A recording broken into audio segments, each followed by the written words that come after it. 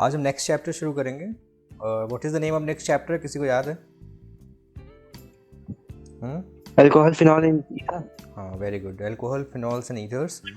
और organic chemistry का ये दूसरा चैप्टर है। और इस चैप्टर में हम 3 फंक्शनल ग्रुप्स के कंपाउंड्स के बारे में पढ़ेंगे, अल्कोहल्स के कंपाउंड, ईथर्स के कंपाउंड और फिनॉल्स के। तो इसमें भी कुछ चीज़ें डिलीटेड हैं, हालांकि बहुत ज़्यादा चीज़ें ऑर्गेनिक केमिस्ट्री से डिलीट नहीं की गई हैं। जैसे इस चैप्टर में जो कंपाउंड्स हैं पर्टिकुलर अल्कोहल्स के, इथेनॉल एंड मिथेनॉल, वो डिलीटेड है। And rest of the things जो है वो सब पढ़नी है। तो इस चैप्टर में फर्स्ट ऑफ ऑल इसका इंट्रोडक्शन की अगर हम बात करें तो अल्कोहल्स कौन से होते हैं, चलो मैं सीधे बुक से ही आपको एक्सप्लेन करता हूँ। ठीक है, तो अभी आपको स्क्रीन में बुक दिख रही होगी। Yes sir. ठीक है, यस सर। तो ये है हमारा chapter alcohols, phenols and ethers. और इस चैप्टर में जितनी भी चीज़ें हमें पढ़नी है वो चीज़ यहाँ पर आप जब भी चैप्टर शुरू करते हो तो ऑब्जेक्टिव यहाँ लिखा मिल जाता है कि क्या क्या चीज़ें हैं। जैसे name alcohols, phenols and ethers according to IPC nomenclature के हिसाब से नेमिंग करना सीखेंगे। Discuss the reaction involve in the preparation of alcohols and aldehydes, alcohols from alkene, aldehydes and ketones and carboxylic acid से कैसे हम रिएक्शंस या preparation करेंगे। ठीक है, देन उसके बाद discuss the reaction involve in the preparation of phenols from haloarenes, benzene, sulphonic acid, diazonium salt, cumene, इन सब की रिएक्शन फिनॉल बनाने के लिए पढ़ेंगे। Then discuss the reactions for the preparation of ethers. तो ये हमने अल्कोहल्स की प्रिपरेशन है, यहाँ फिनॉल्स की प्रिपरेशन है, यहाँ ईथर्स की प्रिपरेशन है। Then correlate physical properties of alcohol, phenols and ethers, ये तीनों में सॉलिबिलिटी कितनी है, बॉइलिंग पॉइंट कितना है, किसका ज़्यादा किसका कम है, किसकी एसिडिटी ज़्यादा किसकी एसिडिटी कम है, ये सब चीज़ें इसके अंदर आएगी। And discuss the chemical reactions, किस किस तरह की रिएक्शन से परफॉर्म करते हैं। जब ये बॉन्ड ब्रेक होता है तो वो किस फॉर्म में टूटेगा और किसके साथ कंबाइन करके विच टाइप ऑफ कंपाउंड ये फॉर्म करेगा। तो बेसिकली अल्कोहल्स वो कंपाउंड्स होते हैं, आप में से कोई बताएगा कौन से कंपाउंड्स को हम अल्कोहल्स बोलते हैं? एनीवन? जिसमें OH ग्रुप अटैच होता है। Very good. Functional group OH होता है। हाँ, तो जैसे कोई एक हाइड्रोकार्बन है, तो हाइड्रोकार्बन का बेसिकली मतलब क्या होता है कि compounds of carbon and hydrogen, they are hydrocarbons. But hydrocarbons में है क्या, मान लेते हैं मैंने कहा कि मीथेन, दिस इज मीथेन, तो all the valencies are satisfied by the either by the carbon और बाय द हाइड्रोजन, तो वो जनरली हाइड्रोकार्बन्स कहलाते हैं। देन उसके बाद सारे डेरिवेटिव्स होते हैं। अगर आप किसी एक एच को हटा के किसी दूसरे ग्रुप को लगाते हो, तो फॉर एग्जांपल मैंने इसमें से एक एच अगर हटा दिया तो ये मिथाइल ग्रुप बन जाता है, ये भी आप जानते हो। ये एल्केन है, उसके बाद फ्री एल्किल ग्रुप है या एल्काइल ग्रुप, जैसे भी आप प्रोनाउंशिएट करना चाहो। और अभी इसकी एक वैलेंसी फ्री है कार्बन की, और इसी वैलेंसी में अगर आपने एच को हटा के OH ग्रुप लगा दिया तो ये हो जाएगा अल्कोहल। तो ये जो कैटेगरी कंपाउंड की होगी, दिस इज़ अल्कोहल। ठीक है, तो ये अल्कोहल का एक छोटा सा एग्जाम्पल है। देन उसी तरीके से अब मैं ये कहता हूँ फिनॉल कौन से होते हैं। तो जो एरोमेटिक रिंग है बेसिक, वो हमारी बेंजीन रिंग है। बेंजीन रिंग में अगर रिंग के हिसाब से बनाएं तो कुछ ऐसी रिंग बनेगी। ठीक है, इसमें हर एक कार्बन के पास एक H लगा हुआ है और बाकी वैलेंसी जो है वो कार्बन के साथ एक तरफ सिंगल और एक तरफ डबल बॉन्ड से सेटिस्फाई है। इस तरीके से ये बेंजीन का स्ट्रक्चर है। यहाँ पर भी अगर आपने एक H को हटा के वहाँ पर OH ग्रुप लगा दिया तो उस केस में ये बन जाएगा फिनॉल। This is phenol. तो ये जो मैंने नाम अल्कोहल लिखा था, ये यहाँ पर मिथाइल अल्कोहल है। अदरवाइज अगर जनरली हम लिखना चाहें तो क्या होगा, ROH is a general formula. इसी तरह से किसी एरोमेटिक कंपाउंड में यानी AR रिंग, अगर AR लिखते हो मतलब एरोमेटिक रिंग है, तो इसको हम फिनॉल को इस तरीके से लिखते हैं, AROH। ठीक है, तो ये तो हो गया alcohols and phenols. Then ethers क्या होते हैं? ईथर्स बताओ, ईथर क्या होते हैं, कौन बताएगा? Ether, anyone? जिसमें आप H को किसी एल्कॉक्सी ग्रुप से अगर आप सब्स्टिट्यूट करते हो, हाँ, मतलब किसी, जैसे मान लो ये एल्किल ग्रुप था तो आप एक हाइड्रोकार्बन से एक H निकालते हो तो एल्किल ग्रुप बनता है। तो एल्किल ग्रुप में अगर आपने एल्कॉक्सी ग्रुप को अटैच किया या एरिलॉक्सी मतलब एरिल ग्रुप और विद ऑक्सीजन, तो ये OR- एल्कॉक्सी कहलाएगा और OR कहलाएगा आपका एरिलॉक्सी। ये डैश यहाँ लगाओ क्योंकि एक बॉन्ड इसका फ्री है जिसके थ्रू ये एल्किल ग्रुप से जुड़ेगा। तो ये ईथर्स होते हैं जिसमें ऑक्सीजन, देखो अगर आप, ये हमने तीनों चीज़ें, चाहे अल्कोहल्स की बात करें आप, अल्कोहल्स, फिनॉल्स एंड ईथर्स, इनको हम एक साथ क्यों पढ़ रहे हैं? क्योंकि इन तीनों में एक सिमिलैरिटी है कि इन तीनों में ऑक्सीजन एक फंक्शनल ग्रुप के तौर पे इस्तेमाल हो रहा है। अगर आपने एक तरफ एल्किल ग्रुप और एक तरफ H लगा दिया तो ये अल्कोहल बन गया। एक तरफ आपने AR और एक तरफ H लगा दिया तो ये फिनॉल बन गया। और अगर आपने दोनों तरफ एल्किल ग्रुप लगा दिया, चाहे सेम हो चाहे डिफरेंट हो, तो वो ईथर बन गया। तो इसलिए हम इन तीनों कंपाउंड को एक ही साथ एक चैप्टर में पढ़ते हैं कि लिटिल बिट इनके बीच में हम कोरिलेशन कर सकते हैं सारे कंपाउंड्स में कि ये सारे कंपाउंड्स ओ के डेरिवेटिव्स बन सकते हैं, ठीक है। इस तरीके से ना अब इसकी इंपॉर्टेंस क्या है, क्यों हम इसको पढ़ते हैं, तो यहाँ इंट्रोडक्शन में आपको बहुत सारी चीज़ें लिखी हुई हैं कि अल्कोहल्स, फिनॉल्स, सबसे इंपॉर्टेंट चीज़ तो अल्कोहल के बारे में आप जानते हो कि बहुत सारी ड्रग्स जो होती हैं उसमें अल्कोहल एज ए सॉल्वेंट इस्तेमाल होता है। उसके अलावा पेंट में, ठीक है, और घरों में जो स्पिरिट इस्तेमाल होती है उसमें अल्कोहल होता है। तो यहाँ पे कुछ चीज़ें एग्जाम्पल लिखी, for instance, have you ever notice that ordinary spirit used for polishing wooden furniture is chiefly a compound containing hydroxyl group ethanol.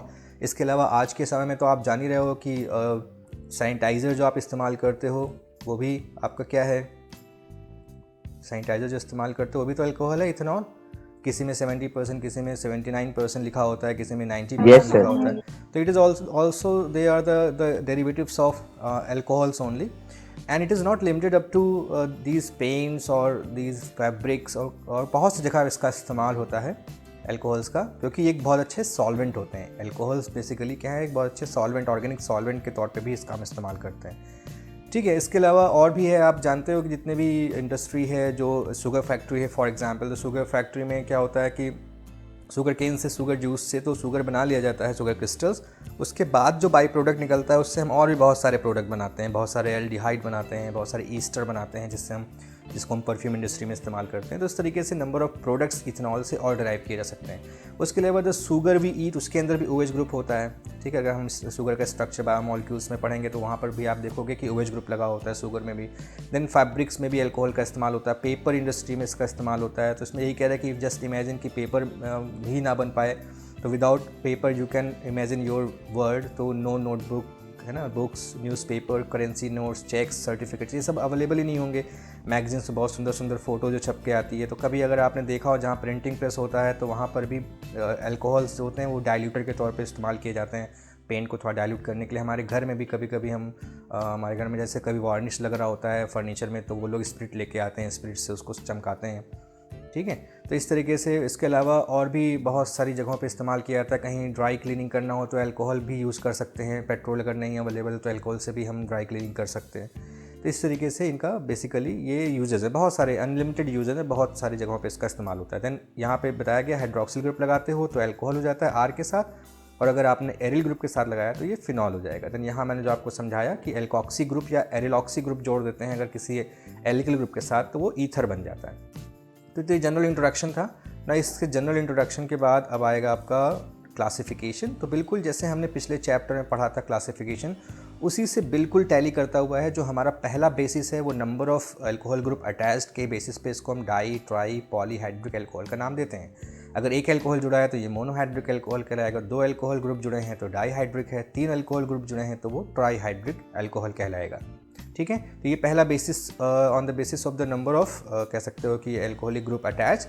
फिर दूसरा है on the basis of the COH bond, जहाँ पर CsP3 हाइब्रिडाइज्ड है। COH bond के basis पे हम कैसे क्लासीफाई करेंगे, तो उस बेसिस पे हमने इनको 3 कैटेगरी में कैटेगराइज किया हुआ है, जैसे कि हमने इससे पहले वाले चैप्टर में किया था, है ना। वहाँ हमने हेलो एल्केन पहला पढ़ा था, तो यहाँ पे हम सिंपली इसको primary, secondary and tertiary alcohol, है ना, ये primary, secondary and tertiary alcohols के तौर पे कैटेगराइज करते हैं। देन हम एलाइलिक अल्कोहल के तौर पे कैटेगराइज करते हैं। Then benzylic. तो आपको याद होगा, मुझे लगता है कि कोई मुझे बता सकता है प्राइमरी, सेकेंडरी, टर्शरी अल्कोहल्स या एलाइलिक एंड बेंजिलिक, ये हमने चीज़ें इससे पहले वाले चैप्टर में पढ़ी, बस वहाँ पे हेलो एल्केन्स था, यहाँ पे अल्कोहल्स है। तो कोई मुझे बता सकता है कि प्राइमरी, सेकेंडरी? हाँ बताओ बेटा। सर प्राइमरी में sir functional group sir 1 degree carbon से अटैच होता है, फिर और सर सेकेंडरी में सर 2 डिग्री कार्बन, और टर्शियरी में सर 3 डिग्री कार्बन, ठीक है। अच्छा कोई एलाइलिक में सर डबल बॉन्ड, एक मिनट, कोई गर्ल भी बोल रही थी, उसको बोलने दो। विकास, हाँ बेटा, कोई और गर्ल्स में बोल रहा था, उसको बोलने दो। एलाइलिक को बेंजिलिक बताओ बेटा। सर वो बता रहे थे कि फर्स्ट डिग्री कार्बन से जुड़ा होता है तो प्राइमरी होता है, सेकंड डिग्री से, ठीक है, तो वो सेकेंडरी, और थर्ड से टर्शरी। हाँ, तो कौन जुड़ा होता है? अल्कोहलिक ग्रुप, ठीक है, इसकी बात आप कर रहे हो। अब एलाइलिक को बेंजिलिक बताओ।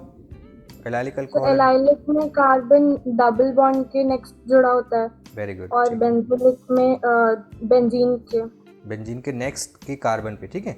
तो कुल मिला के हाँ, तो कुल मिला के कहना क्या है कि जब OH ग्रुप का आप अटैचमेंट करते हो तो जिस कार्बन से OH ग्रुप जुड़ रहा है ये कार्बन कैसा होना चाहिए, sp3। पहली तो बात ये है, ठीक है, वो sp3 हाइब्रिडाइज कार्बन, यानी ये सिंगली बॉन्डेड होना चाहिए, इसमें सिंगल बॉन्ड लगा होना चाहिए, ठीक है। तो पहली सिचुएशन है 1 degree, 2 degree and 3 degree alcohols की। तो 1 डिग्री का मतलब है कि OH group is attached to the carbon, जो खुद 1 डिग्री का कार्बन होगा। और 1 डिग्री का मतलब क्या होगा कि इसकी सिर्फ एक वैलेंसी किसी दूसरे कार्बन सेटिस्फाई है, बाकी दोनों वैलेंसी कौन सेटिस्फाई कर रहा है, हाइड्रोजन। देन 2 डिग्री का अल्कोहल कौन होगा, जिसमें अल्कोहलिक ग्रुप जिस कार्बन से जुड़ा है उसकी दो वैलेंसी डिफरेंट कार्बन से या सेम कार्बन से सेटिस्फाई हो रही है, सेम एल्किल ग्रुप से सेटिस्फाई हो रही है। देन टर्शरी अल्कोहल कब होगा, जब अल्कोहलिक ग्रुप जिस कार्बन से जुड़ रहा है उसकी तीनों वैलेंसी डिफरेंट एल्किल ग्रुप से या सेम एल्किल ग्रुप से जुड़ सकती है। तो ये इस तरीके से 1 डिग्री, 2 डिग्री, 3 डिग्री का अल्कोहल बना। एलाइलिक कंडीशन कब होती है, एलाइलिक कंडीशन तब होती है जब हम सर जब सर डबल बॉन्ड के बगल वाले कार्बन पे सर फंक्शनल ग्रुप अटैच होगा। हाँ सर अगर वो वाला कार्बन से 1 डिग्री होगा तो प्राइमरी, 2 डिग्री हुआ तो सेकेंडरी और 3 डिग्री हुआ तो टर्शरी। हाँ ठीक, गुड गुड, वेरी गुड।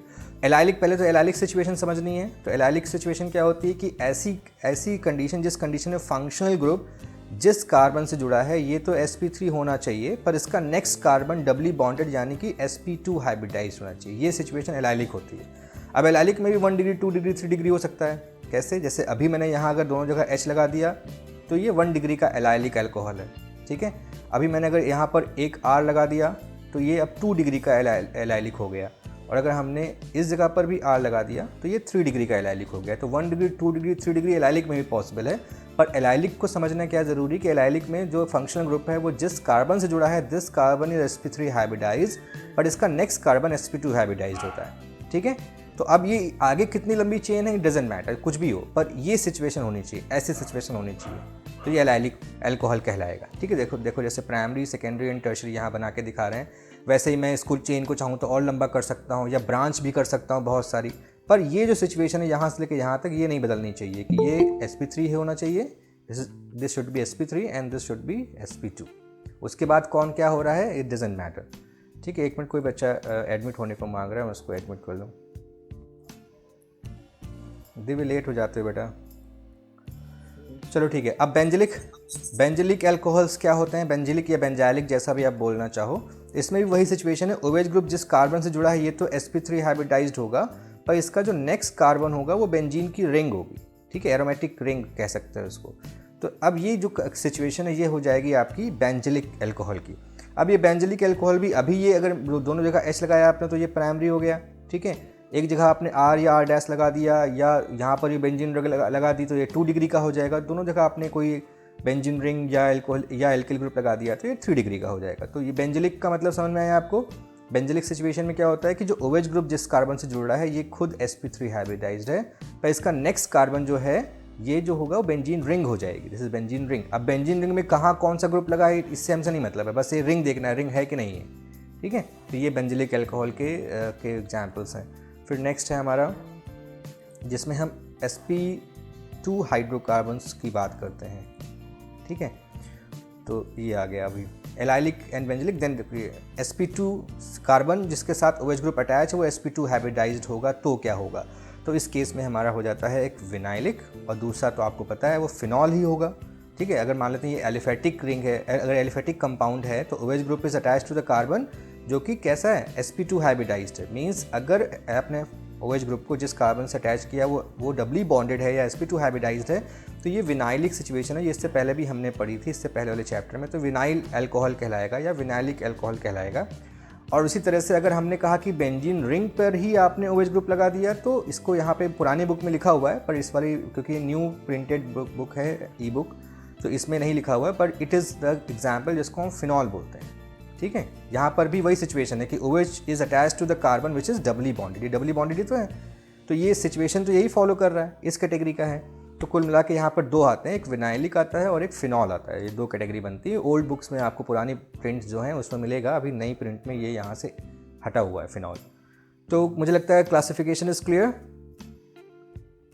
ठीक है। क्योंकि यहाँ फिनॉल को देखो यहाँ पे सेपरेट हेडिंग में कर दिया इन्होंने, यहाँ पर फिनॉल को मोनोहाइड्रिक, देन मोनोहाइड्रिक ये भी क्योंकि एक OH ग्रुप लगा हुआ है, देन डाईहाइड्रिक का मतलब होगा, ट्राईहाइड्रिक का क्या मतलब है, तो ये फिनॉल्स के डेरिवेटिव्स यहाँ लिखे हुए हैं।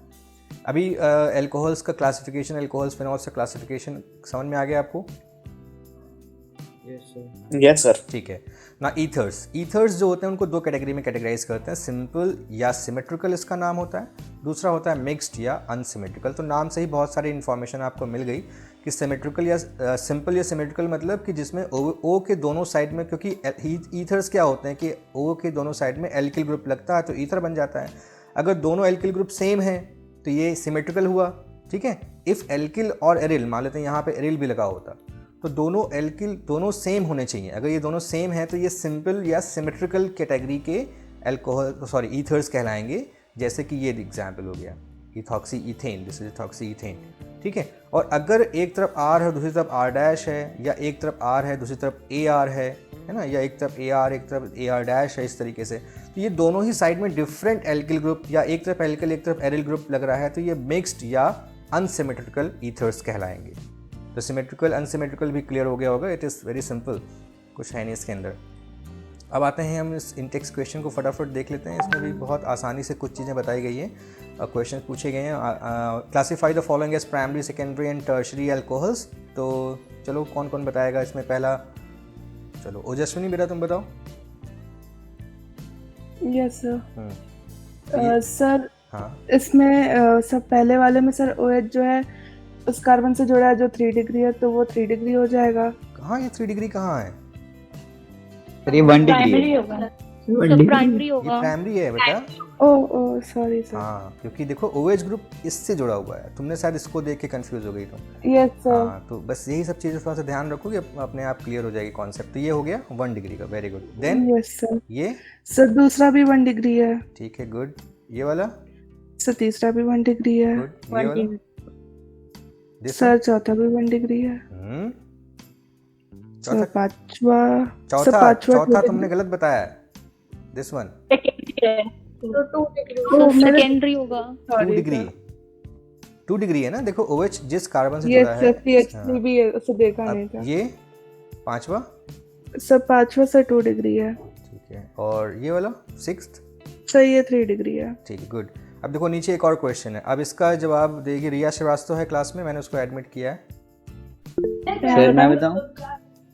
सर हाँ बताओ, गर्ल्स में कोई बताए? तो सेकंड वाला होगा और 6th वाला।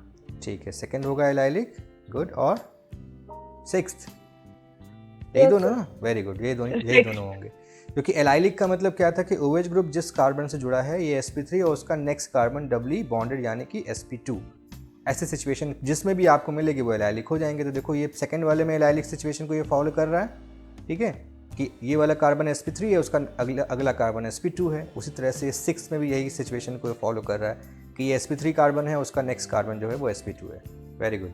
तो ये हो गया इंटेक्स क्वेश्चन। नॉमेनक्लेचर पे जाएंगे तो नॉमेनक्लेचर सर फोर्थ वाला नहीं होगा? फोर्थ, हाँ एक मिनट, नहीं फोर्थ नहीं होगा। एलाइलिक पूछा है, बेंजलिक पूछता तो हो जाता, सही था बेंजलिक। अगर बेंजलिक पूछता तो यही वाला होता। ठीक है, समझ गए? Yes sir. अच्छा, अब नॉमेनक्लेचर पे आते हैं। तो नॉमेनक्लेचर एल्कोहल्स का अलग हम और ईथर का अलग, दोनों का अलग अलग हम पढ़ेंगे। और आपको मैंने बताया था कि जब भी नॉमेनक्लेचर पढ़ाया जाता है तो आपको दोनों ही चीज़ बताई जाती है, कॉमन नेम सिस्टम भी बताया जाता है और IUPAC सिस्टम भी बताया जाता है। तो कॉमन नेम के हिसाब से और IUPAC दोनों के हिसाब से जब हम किसी भी अल्कोहल का नॉमेनक्लेचर करते हैं तो हम लिखते हैं, जनरल नेम की मैं बात करूँ तो एल्किल अल्कोहल, ये कॉमन नेम होता है। और एल्केन का ई हटा देते हैं, इस ई को हटा के हम यहाँ पर OL लगा देते हैं, तो एल्केनॉल। ठीक है, ये IUPAC का जनरल नेम एल्केनॉल है, कॉमन नेम का जनरल नेम एल्किल है, अल्कोहल है। ठीक है, अब एक एग्जाम्पल है, फॉर एग्जाम्पल मैंने कहा CH3OH है, तो CH3OH का कॉमन नेम क्या हो जाएगा? Methyl alcohol. ठीक है ना, मिथाइल अल्कोहल होगा क्योंकि एक ही कार्बन है। yes, और इसका जब IUPAC नेम लिखेंगे तो एल्केन कौन सा है? मीथेन।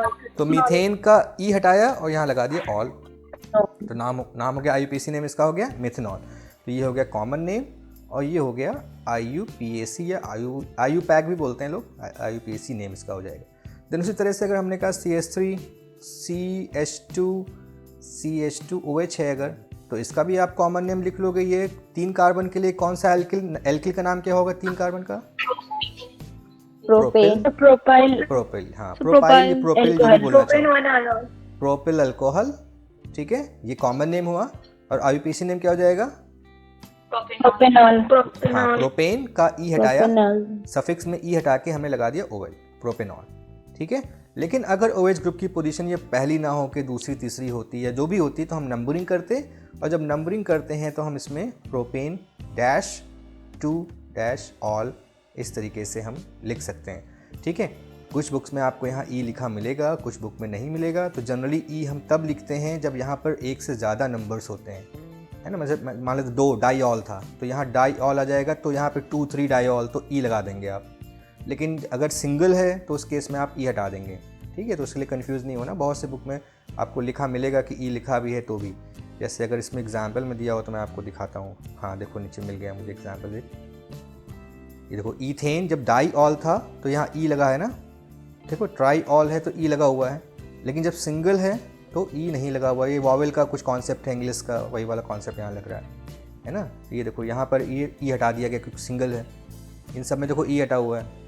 लेकिन जैसे डाईऑल, ट्राईऑल, टेट्राऑल होगा वैसे ई आप लगा देंगे उसमें, ठीक है। कोई कन्फ्यूज़न तो नहीं है? बोलो बेटा। No sir. No sir. अब देखो एक दो एग्जाम्पल जो सॉल्व है वहाँ पे हम देख लेते हैं। ये तो मैंने बता दिया, एन मिथाइल अल्कोहल मिथेनॉल हो गया, then N propyl alcohol propane 1 ol हो गया। इस एग्जाम्पल को देखो, ये कॉमन नेम के हिसाब से आइसो कंडीशन को सेटिस्फाई कर रहा है, ठीक है। ब्रांच बन रही है ना, सेकंड, मान लो फर्स्ट कार्बन ये, दूसरा कार्बन ये है, तीसरा कार्बन ये है। तो ये जो सेकंड कार्बन है उस पर थर्ड कार्बन जो मैं लिख रहा हूँ, ये एज अ ब्रांच ही तो है, अगर ये फंक्शनल ग्रुप को समझो तो ये आइसो सिचुएशन को फॉलो कर रहा है। तो आइसो प्रोपिल अल्कोहल। लेकिन जब IUPAC नेम लिखते हैं तो हम नंबरिंग करते हैं, फिर हम उसके हिसाब से फंक्शनल ग्रुप लगाते हैं, तो प्रोपेन 2 ऑल। उसी तरह से इसका जब नाम लिखेंगे तो it is N butyl alcohol, N butane 1 ol. Then इसका नाम लिखोगे तो ये, अब देखो सेकेंडरी, क्योंकि ये आइसो सिचुएशन नहीं है, it is not following the iso condition, ठीक है। पर ये सेकेंडरी तो है, क्योंकि अल्कोहलिक ग्रुप जिस कार्बन से जुड़ा है ये कार्बन सेकेंडरी नेचर का है। तो सेकेंडरी ब्यूटिल अल्कोहल, या फिर IUPAC में ब्यूटेन 2 ऑल नंबरिंग करेंगे तो 1 2 3 एंड 4 इस तरीके से। जन ऐसे ये देखो, अभी आइसो ब्यूटिल हो गया, ये सेकेंडरी था, लेकिन ये प्राइमरी है, क्योंकि OH ग्रुप इस जिस कार्बन से जुड़ा है वो प्राइमरी है। पर ये सिचुएशन जो है ये आइसो की है, तो आइसो ब्यूटिल अल्कोहल। देन जब हमने IUPAC नॉमेनक्लेचर किया तो नंबरिंग कर लिया, नंबरिंग हमने किया 1 2 एंड 3, क्योंकि OH को हमने प्रेफरेंस दिया, क्योंकि दूसरी चीज़ क्या है, ब्रांच है, तो ब्रांच से ज़्यादा प्रेफरेंस पाएगा अल्कोहल, ठीक है। और चाहे आप इधर से नंबरिंग करो चाहे इधर से नंबरिंग करो, जो ब्रांच है वो तो सेकंड नंबर पर ही आनी है। तो इसलिए हो गया 2 मिथाइल प्रोपेन 1 ऑल। तो ये हम पूरा नॉमेनक्लेचर आपको नहीं बता रहे हैं, क्योंकि 11th में हमने पढ़ा हुआ है। तो ये प्रीफिक्सेस और जो भी नाम होता है, अगर मैं चलो बोल ही देता हूँ, पहले हम प्रीफिक्स लिखते हैं, ठीक है, primary prefix, secondary prefix. Then हम वर्ड रूट लिखते हैं। वर्ड रूट क्या होती है, जो हमको बताती है कितने कार्बन एटम्स हैं उस पर्टिकुलर कंपाउंड में, ठीक है। देन उसके बाद हम प्राइमरी सफिक्स लिखते हैं। प्राइमरी सफिक्स क्या होती है, ये आपको एन, ईन, आइन के तौर पे लिखा जाता है कि सिंगल बॉन्ड है तो एन लगेगा, डबल बॉन्ड है तो आइन लगेगा, ईन लगेगा with location, and triple bond है तो आइन लगेगा, YNE विद लोकेशन।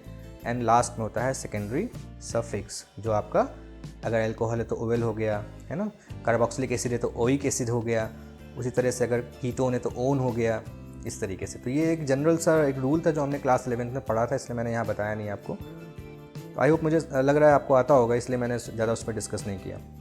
बाकी भी नॉमेनक्लेचर कर लेंगे आप, यस और नो?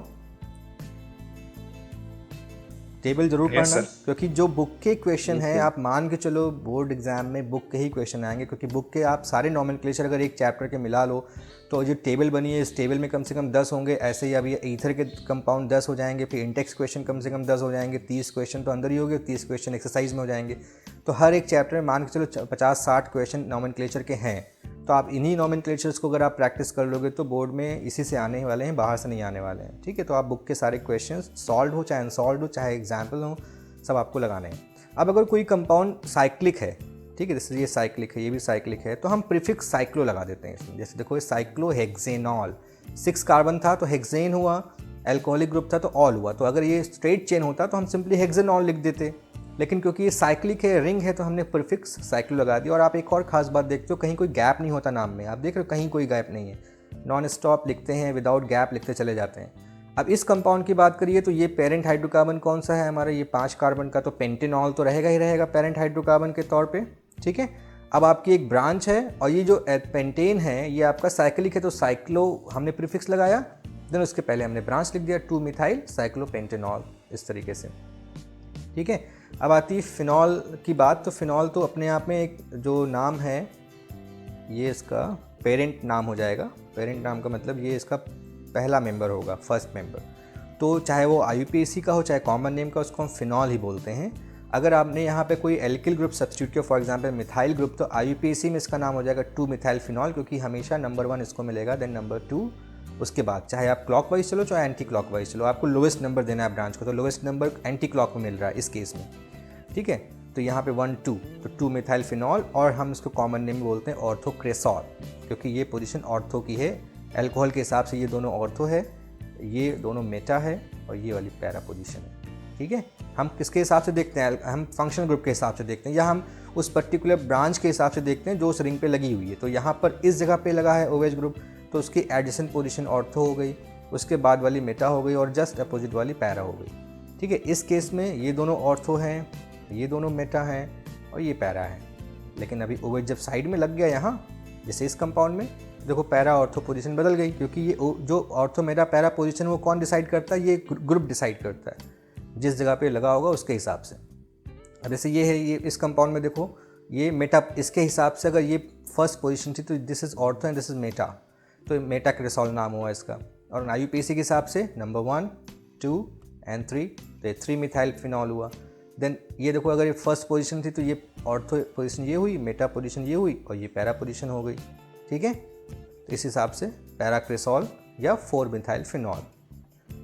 ठीक है, अब अगर मान लेते हैं सेम फंक्शनल ग्रुप होते हैं, जैसे यहाँ पर हमने इससे पहले हेलोजन के लिए पढ़ा था, तो वहाँ पे हमने लिखा था डाई ब्रोमोबेंजीन, ब्रोमीन अगर लगा था तो डाई ब्रोमोबेंजीन।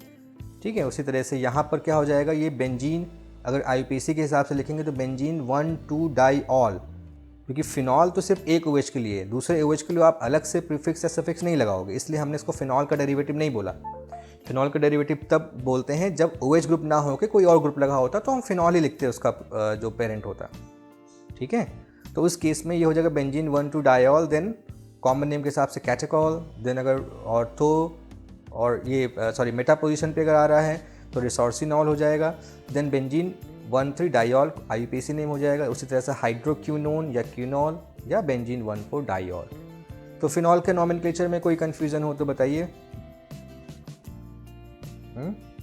किसी को कोई प्रॉब्लम है? किसी को? नो सर, आसान है, मुझे नहीं लगता कि नॉमेनक्लेचर में इतनी दिक्कत है। और मैं आपको बार बार कहता हूँ, अगर आपने बुक के ही एग्जाम्पल्स या क्वेश्चंस लगा रखे हैं तो कोई दिक्कत नहीं है, आप आसानी से उसको कर लोगे। ठीक है, अब आते हैं हम ईथर्स पे।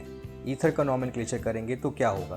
तो ईथर का नॉमेनक्लेचर करने के लिए पहले हमें क्या देखना है कि वही जो हम जनरल नेम लिखते हैं ईथर्स की, अगर हम बात करते हैं तो ईथर्स में कॉमन नेम और IUPAC नेम का पहले जनरल नेम लिखना सीखेंगे। तो कॉमन नेम क्या होता है इसका? दोनों एल्किल ग्रुप का नाम लिखेंगे आप, एल्किल ईथर, ये कॉमन नेम होता है। और ये जो दो एल्किल ग्रुप होते हैं ये अल्फ़ाबेटिकली लिखे जाते हैं कि कौन अल्फ़ाबेटिकली पहले आएगा। मान लेते हैं मिथाइल है एक तरफ और एक तरफ इथाइल है, तो इथाइल पहले आ जाएगा, तो इथाइल मिथाइल ईथर नाम हो जाएगा। ठीक है, मतलब दोनों एल्किल ग्रुप का नाम देन ईथर। अगर दोनों सेम होते हैं तो डाई एल्किल ईथर लगा देते हैं आप। ठीक है, कॉमन नेम इज क्लियर।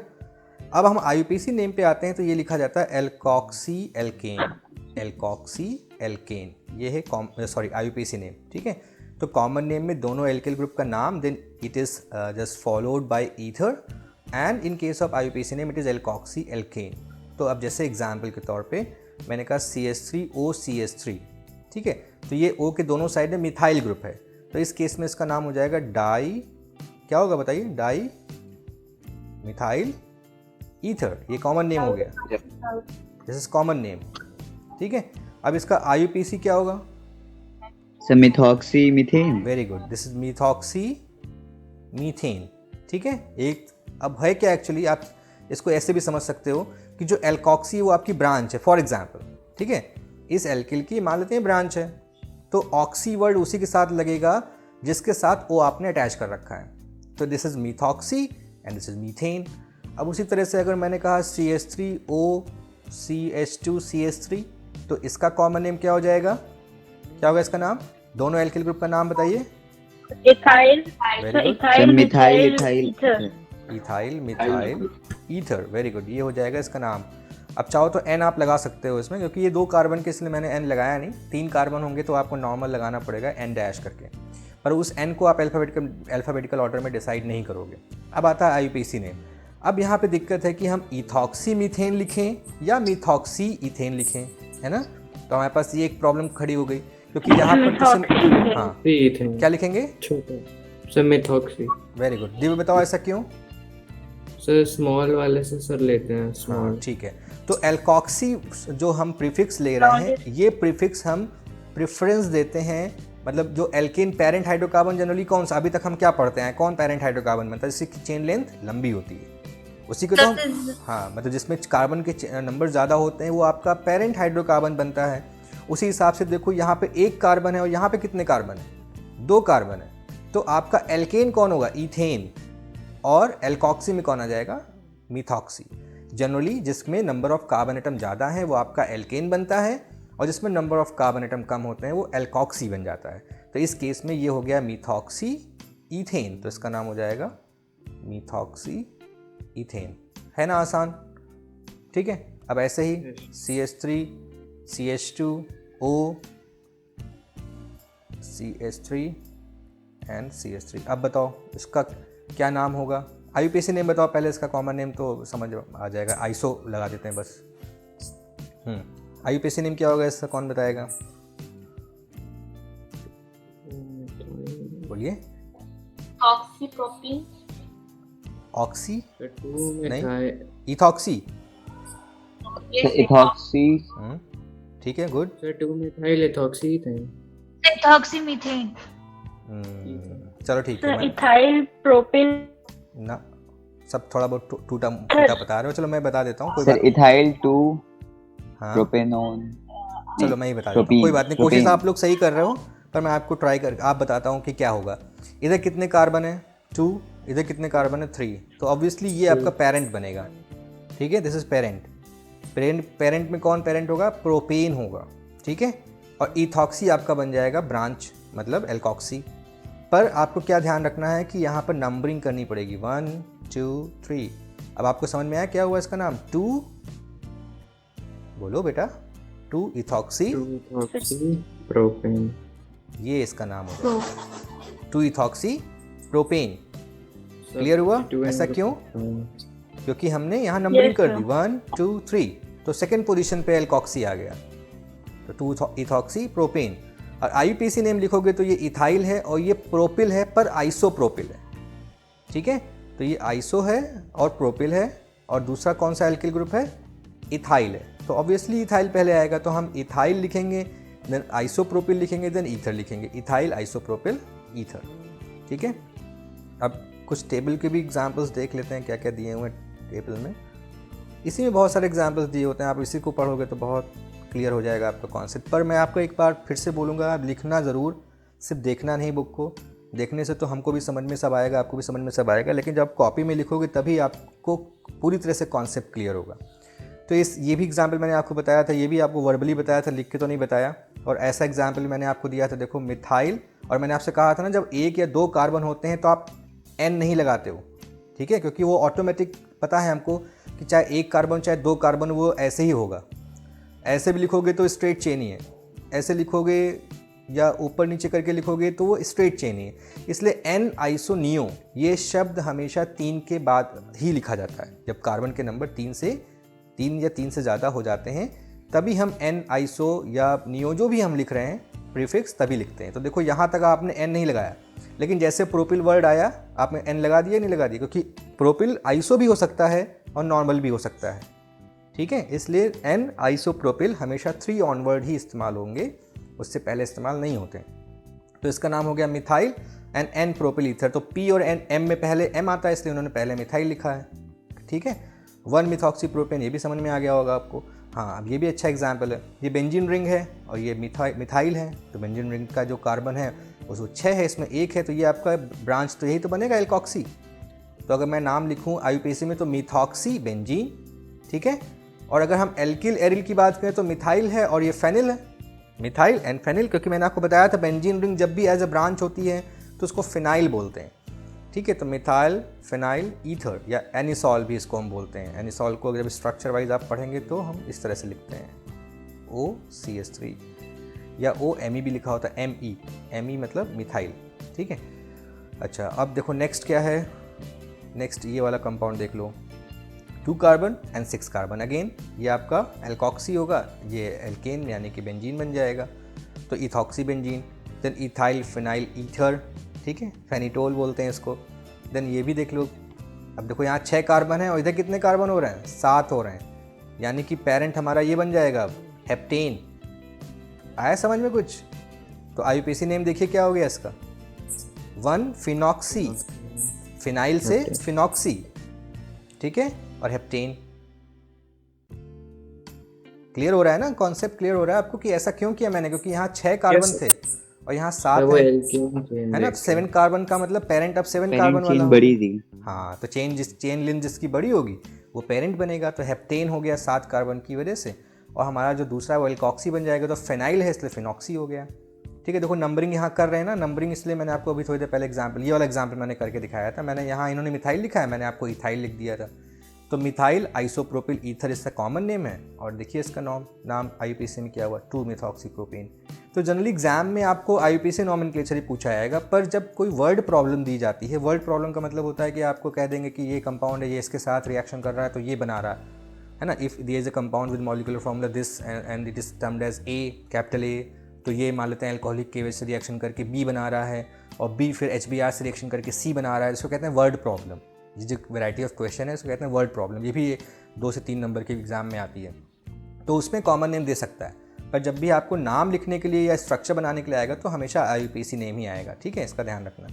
ये भी आपको समझ में आ गया होगा। ये 6 कार्बन है और यहाँ पर देखो 5 कार्बन है टोटल, तो 6 कार्बन का पेरेंट बनेगा, तो 3 मिथाइल ब्यूटॉक्सी बेंजीन, ये बेंजीन हमारा पेरेंट है, ठीक है। अब ये एल्कोक्सी तो पूरा ये है, एक इंटरेस्टिंग एग्जाम्पल सामने आ गया, ये है पूरा आपका एल्कोक्सी, पर इसका क्या नाम दोगे आप? ब्यूटॉक्सी लिख नहीं सकते क्योंकि 5 कार्बन है, पेंटेनॉक्सी भी नहीं लिख सकते क्योंकि स्ट्रेट चेन नहीं है ना, क्योंकि ये एक ब्रांच बन गई। तो अब जब हम ऐसे कंपाउंड, ऐसे ब्रांचेस का नाम लिखते हैं, तो आपको क्लास 11 का लेक्चर अगर याद हो तो मैंने कहा था ब्रांच के अंदर भी हम IUPAC सिस्टम का कॉन्सेप्ट लगाते हैं और उसका नॉमेनक्लेचर करते हैं, पर एक चीज़ ध्यान रखते हैं कि हमेशा नंबर 1 ये यही होगा।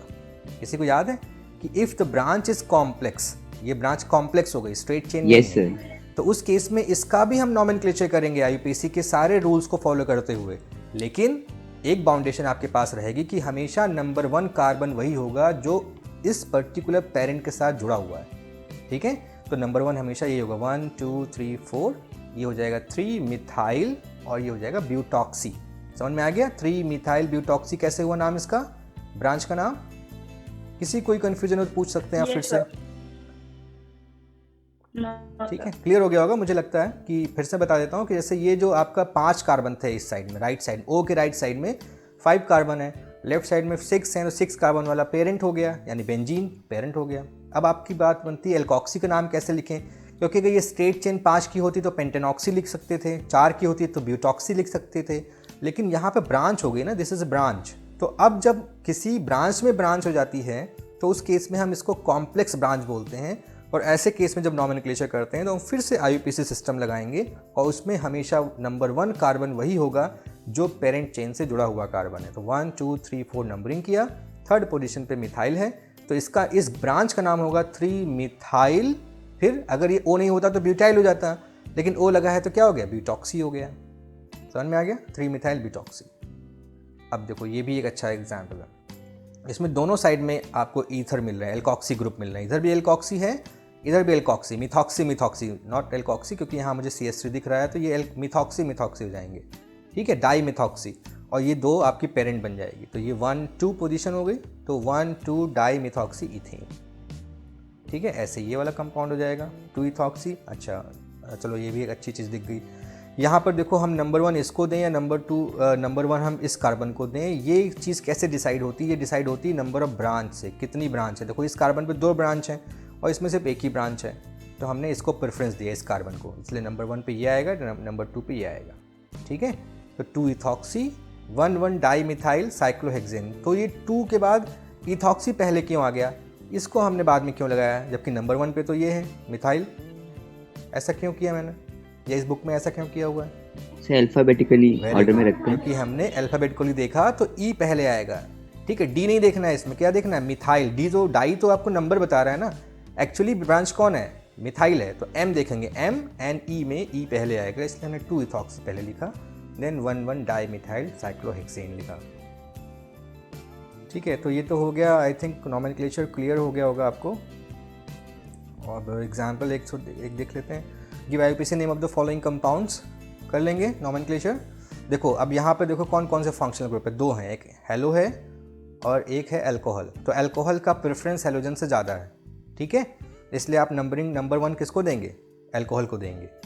1 2 3 4, अगर किसी को अभी भी थोड़ा सा ट्रेंड का कन्फ्यूज़न है कि किसको हम प्रायोरिटी ऑर्डर में पहले रखते हैं, तो क्लास 11 की बुक में नॉमेनक्लेचर वाली हेडिंग में ट्रेंड लिखा हुआ है, आप एक बार देख लेना। कार्बोक्सिलिक से शुरू होता है और सबसे लास्ट में आपका डबल बॉन्ड ट्रिपल बॉन्ड आता है, और उसके बाद भी डबल बॉन्ड ट्रिपल बॉन्ड से भी लीस्ट प्रेफरेंस मिलता है हेलोजन्स को, ठीक है, एंड देन नाइट्रो को, एंड देन मिलता है ब्रांचेस को, आर को, एल्किल ग्रुप को। इनको जो मतलब इन जो ये 3 हमने लिखे हैं, ये डबल बॉन्ड ट्रिपल बॉन्ड से भी लो प्रायोरिटी पाते हैं।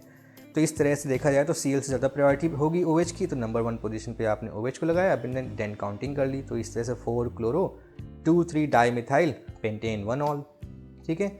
ऐसे इस कंपाउंड का नाम अगर आप देखिए तो ये 3 कार्बन है और ये 2 कार्बन है, तो 3 वाला पेरेंट बनेगा, है ना, तो ये हो जाएगा इथॉक्सी, और नंबर 1 2 3 सेकेंड पोजीशन पे 2 ethoxy propane, then 2,6 di methyl phenol, इसका नाम हो गया। क्यों 2,6 हुआ, क्योंकि नंबर 1 तो OH हुआ, फिर 2 3 4 5 एंड 6, तो 2,6 डाई मिथाइल फिनॉल, है ना, ये भी आसान है, सारे हो जाएंगे। चलो इंटेक्स क्वेश्चन फटाफट अब 1-2 पूछते हैं, फिर आप में से कोई एक बताए मुझे। चलो पहले वाले का नाम क्या होगा और कैसे लिखेंगे आप, बताइए, कोई बताएगा? सर ऊपर सर OH अटैच है, तो सर वहाँ से काउंटिंग स्टार्ट करेंगे, हाँ, फिर यहाँ से चलेंगे लास्ट तक जाएंगे सर, 1 2 3 यहाँ 4 तक? 5। ये कह रहे हो ना, सर ये भी सही है, और सर इसके नीचे भी जा सकते हैं। हाँ नीचे नहीं यहाँ, सर इसमें नहीं जाएंगे सर, नीचे क्लोरीन है सर, उसमें जाएंगे। हाँ ठीक है। और कोई बताएगा, और कोई और बताना चाहेगा? तो नंबरिंग CH3 से करें राइट साइड से, और लास्ट तक जाएं CH3 का, यहाँ तक, तो कोई फंक्शनल ग्रुप नहीं आएगा ना इसमें, फिर इसमें कोई फंक्शनल ग्रुप नहीं आएगा। तो कोई एक चीज़ तो फिक्स है, हाँ ये शुरुआत तो आप यहीं से करोगे, क्योंकि अल्कोहल है यहाँ पे, ठीक है, शुरुआत तो आप यहीं से करोगे। अब आपके पास एक रास्ता बचता है कि आप ये ले लो, ठीक है, तो 1 2 3 4 5, या 1 2 3 4 इधर वाला नीचे आ जाओ, या 1 2 3 4, ठीक है, ये समझ में आ रहा है? ये इतने ऑप्शंस आपके पास बच रहे हैं, ठीक है। एक तो मैंने आपको ये बताया जो मैंने बना रखा है, दूसरा मैंने क्या बताया कि आप इधर से इधर ले आओ इसको, ठीक है, ये हो गया, और तीसरा कंडीशन है कि आप इधर से जाओ और इधर चले जाओ, इस तरीके से। तो आपके पास जितनी पॉसिबिलिटी, पहले आप सारी पॉसिबिलिटी को ड्रॉ करोगे, ठीक है। तो समझ में आया कौन कौन सी पॉसिबिलिटी है? पहले मैंने बताया आपको कि अल्कोहलिक ग्रुप तो रहेगा ही रहेगा, नो डाउट अल्कोहलिक ग्रुप को रहना ही पड़ेगा। तो इस तरीके से एक पॉसिबिलिटी आपकी ये बन रही है, ठीक है। इसमें आपके पास 1 2 3 4 5 सबसे लॉन्गेस्ट चेन यही बनेगी। पर इसमें प्रॉब्लम क्या हो रही है कि जो Cl है वो आपकी ब्रांच में आ जाती है, ठीक है। तो अब ये एक थोड़ा सा एम्बिगुअस चीज़ है कि हम क्या करें, पेरेंट चेन इसको ले लें या हम नीचे उतर आएँ इस CH2 वाले को ले लें पेरेंट चेन में, ठीक है। तो ऐसी सिचुएशन में हम क्या करेंगे बेसिकली, क्योंकि जो अल्कोहल है और ब्रांच है और नाइट्रो है वो ऑलरेडी आपको लो प्रायोरिटी में मिल रहे हैं, ठीक है, तीनों ही तीनों। तो अगर मैं इसको नीचे Cl की तरफ ले आता हूँ तो भी यहाँ पे क्या निकल रहा है, ब्रांच ही तो निकल रही है, इधर एक ब्रांच निकल रही है, इधर भी एक ब्रांच निकल रही है। और अगर मैं इधर चला जाता हूँ आगे की तरफ तो भी क्या हो रहा है, एक तरफ ब्रांच है और एक तरफ ये क्लोरोमेथिल है, दिस इज क्लोरोमेथिल, ठीक है। तो दोनों लगभग सेम प्रायोरिटी के हैं, पर चेन हमको लंबी मिल जा रही है इधर, इस तरफ लेफ्ट जाने पे चेन हमको लंबी मिल रही है, 5 कार्बन की मिल रही है, ठीक है। समझ में आ रहा है आपको? तो 5 कार्बन की चेन मिल रही है, इसलिए हम क्या करेंगे, उधर ही जाएंगे, यहाँ से शुरू करेंगे, ऐसे जाते हुए इस तरफ चले जाएंगे। और अब जब इसका नाम लिखेंगे तो नंबर 1, देन 2, देन 3, 4 एंड 5। ठीक है, तो देखो पेंट हो गया हमारा वर्ड रूट, एन हो गया प्राइमरी सफिक्स क्योंकि सब सिंगल बॉन्डेड है, और ऑल हो गया, आप चाहो तो 1 ऑल भी लिख सकते हो, पेंटेनॉल आपका पेरेंट बना। अब आपको इसका नाम और इसका नाम लिखना है। तो सेकंड पोजीशन पे कौन सा ग्रुप है, ये कौन सा ग्रुप है, दिस इज इधर ये आइसोप्रोपिल लिखोगे आप, या फिर इसका नाम हम क्या लिख सकते हैं, 1 मिथाइल इथाइल लिख सकते हैं या नहीं, 1 मिथाइल इथाइल, इथेन।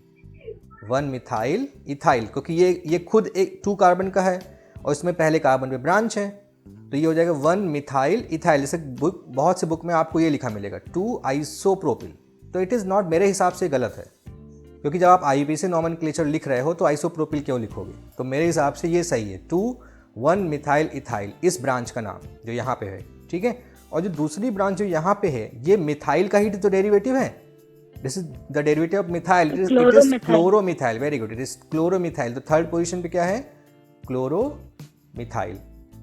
क्लोरोमिथाइल। तो अब इसका हम M देखेंगे और इसका हम E देखेंगे। कॉमन नेम क्या होगा CH2Cl का? क्या चीज, तो अगर क्लोरोमिथाइल की जगह सर कॉमन नेम होता तो क्या होता? कॉमन नेम इसका कुछ यही होगा, कॉमन नेम, यही कॉमन नेम होगा इसका। मतलब अच्छा कॉमन नेम पूछ रहे हो कि कैसे लिखेंगे, तो इसमें हम लिखते हैं एल्किल हैलाइड लिखते हैं, तो यहाँ पे मिथाइल क्लोराइड हो जाता, पर वो यहाँ पे लिखना नहीं है ना, क्योंकि हम IUPAC नॉमेनक्लेचर कर रहे हैं ना, समझ गए, इसलिए क्लोरोमिथाइल लिखेंगे। तो क्लोरोमिथाइल में अल्फाबेटिकली क्या देखेंगे हम, M, और मिथाइल इथाइल में हम देखेंगे E। तो E पहले आएगा, इसलिए हम पहले इसका नाम लिखेंगे, देन हम इसको लिखेंगे, देन हम पेंटेनॉल लिखेंगे, यानी इट इज़ 2।